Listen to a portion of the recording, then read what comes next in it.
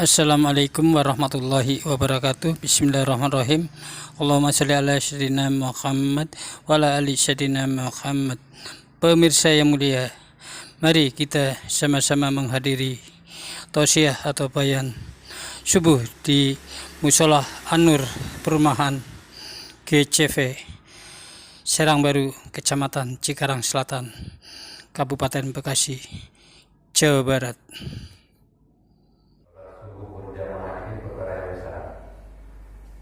Bahkan sholat sebelum subuh saja para ulama ini sudah lebih baik daripada dunia dan seisinya. Ini kata Rasul.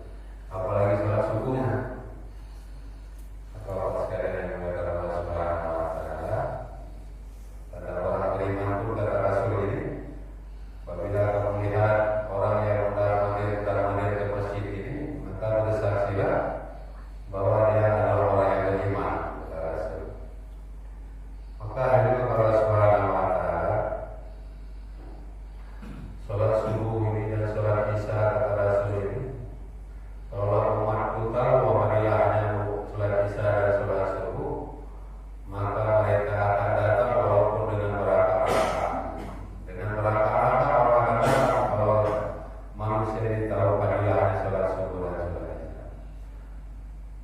Maka hari Allah Subhanahu Wa Taala, sholat subuh ini pun Rasul terbaikan sama nilainya dengan sholat sepanjang malam. Hari ini siapa yang mampu sholat sepanjang malam? Tidak ada yang mampu. Tapi dengan sholat subuh berjamaah, fadilahnya sama dengan sholat sepanjang malam. Bahkan dulu ada satu orang yang tua buta, Abdullah bin Abi Maktum ini, rumahnya jauh dari masjid. Maka lapor kepada Rasul, saya itu sudah tua, mata saya buta, rumah saya jauh dari masjid, dan tidak ada orang yang menuntun saya ke masjid. Bolehkah saya sholat di rumah saja? Maka Rasul lihat keadaan ini orang memang buta, sudah tua. Rasul iyakan boleh. Tapi Rasul tanya kepada dia, kamu masih mendengar suara azan? Masih ya Rasul. Kalau kamu masih dengar suara azan, maka kamu wajib datang ke masjid untuk sholat berjamaah. Subhanallah. Ini orang buta. Apalagi kita ini Allah beri kesehatan kita hari ini, kalau kita datang sholat berjamaah ini luar biasa. Maka hadirin Allah Subhanahu Wa Taala, sholat ini yang paling penting, karena sholat ini adalah tiang agama kata Rasul. Siapa yang menegakkan sholat, maka dia menegakkan agama. Dan barang siapa yang meninggalkan sholat, maka dia akan meruntuhkan agama. Maka dikatakan perkara yang paling besar ini, kemaksiatan yang paling besar ini bukan perjudian perzinahan katanya. Kalau ini dosa besar.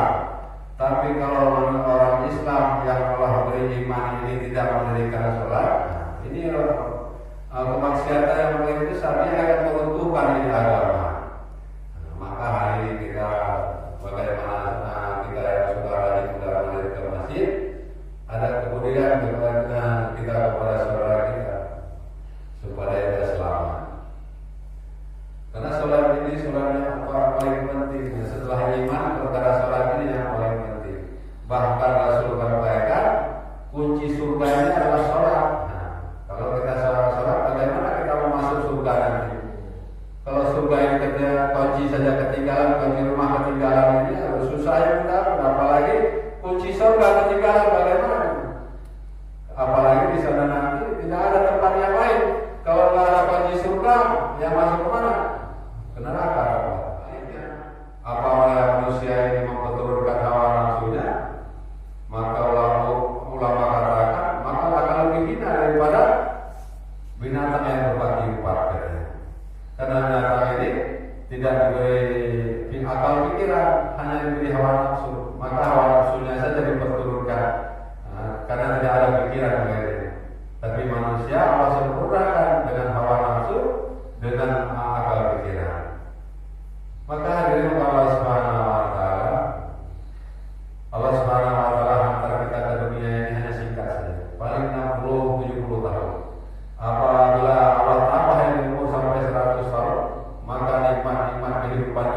sudah banyak laporan.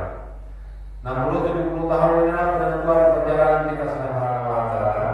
Iman ini yang paling penting di sisi Allah Subhanahu wa Ta'ala.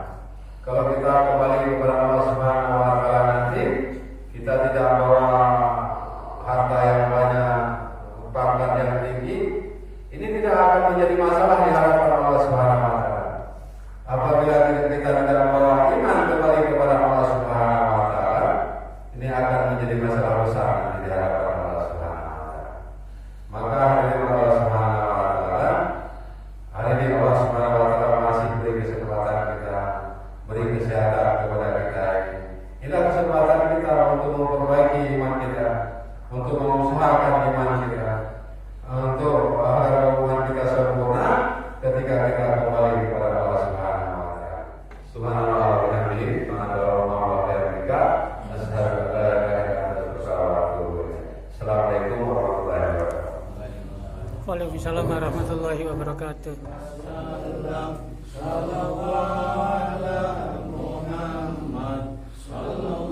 Kiranya cukup sekian, billahi taufik wal hidayah. Wassalamualaikum warahmatullahi wabarakatuh. Terima kasih.